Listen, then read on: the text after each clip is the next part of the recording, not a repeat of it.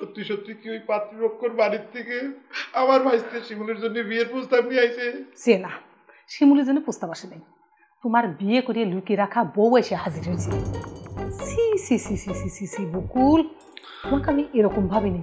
বিয়ে করিয়ে বউ লুকিয়ে থুয়ে নিত্যদিন পাত্রের দিকে বেড়াচ্ছ। খবরদার ভাবি, আমার চরিত্রে কিন্তু তুমি কলঙ্ক দেওয়ার চেষ্টা করতে চাও। আমি বিয়ে করেছি মানে ফালতু কথা কার জায়গা পাও না, তাই না? আমি বিয়ে করলে তোমরা জানি পারতে না।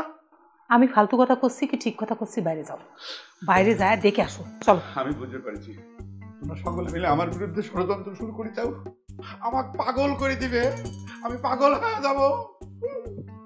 ঠিক আছে ঠিক আছে, যাচ্ছি, খারাপ।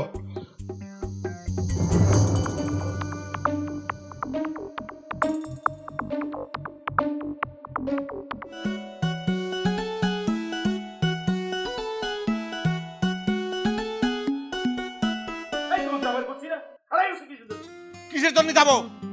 এত সহজে যাচ্ছি না। আমার কিসের জন্য ধরা বকুল কোয়া হয়েছে, সিডার বিতের হবি, তারপর যাবো। দরকার রাত্রি এখানে থাকি যাবো। অবশ্যই ঝরা বকুলই তো কব। ওই যে বকুলের যখন বয়স হয়ে যায় তখন কি হয়, গাছ থেকে ঝরে পড়ে যায়, ঠিক সেই রকম। কেন, ঝরা বকুল দিয়ে তো কত গান হয়েছে, শুনো নাই? আমি এসব ফালতু গান শুনিনি।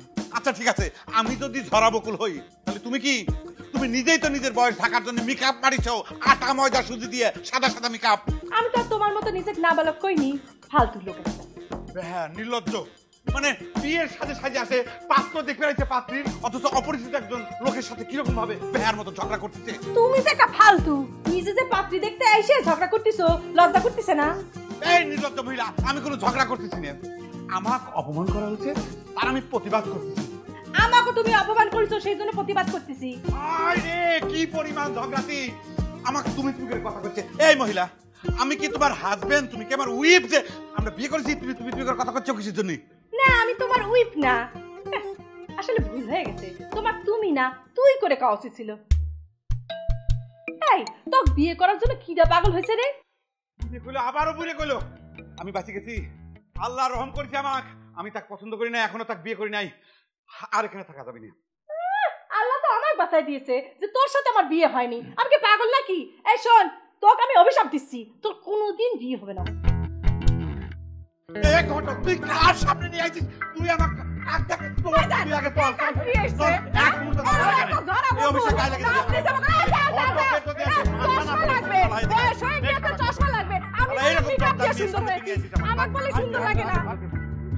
কোন থেকে নিয়ে এসেছে? ওই দরজাল মহিলার অভিশাপে আজকে আমার এই অবস্থা। আমার বিয়ের জন্য পাত্রী দেখতে যায় আমি, আর পছন্দ করে আমার ভাইস্তেক।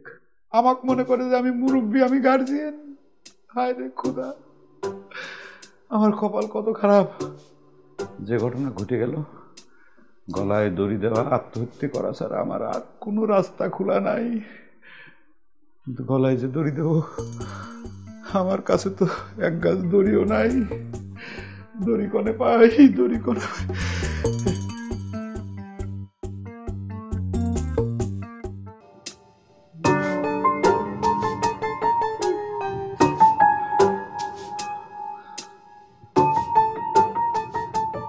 এই গামছা যদি আমার ভার বহন করবেন না পারে, যদি ছিঁড়ে পড়ে যাই, তাহলে পরে তো মহা কেলেঙ্কারি হয়ে যাবে।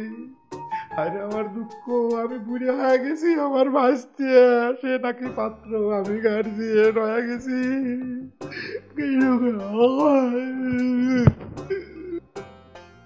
খবরদার ভাবি, ডিস্টার্ব করবে না কলাম।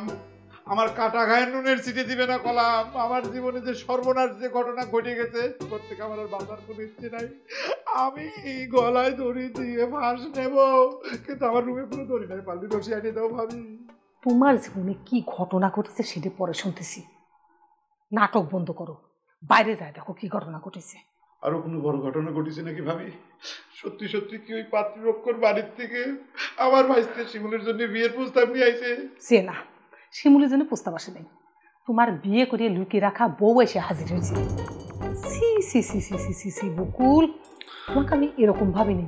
বিয়ে করিয়ে বউ লুকিয়ে থুয়ে নিত্যদিন পাত্রের দিকে বেড়াচ্ছ। খবরদার ভাবি, আমার চরিত্রে কিন্তু তুমি কলঙ্ক দেওয়ার চেষ্টা করতে চাও। আমি বিয়ে করেছি মানে ফালতু কথা কার জায়গা পাও না, তাই না? আমি বিয়ে করলে তোমরা জানি পারতে না। আমি ফালতু কথা করছি কি ঠিক কথা করছি, বাইরে যাও, বাইরে যায় দেখে আসো, চলো। আমি বুঝতে পারছি তোমরা সকলে মিলে আমার বিরুদ্ধে ষড়যন্ত্র শুরু করে দাও, আমাকে পাগল করে দিবে, আমি পাগল হয়ে যাব। ঠিক আছে যাচ্ছি, খারাপ।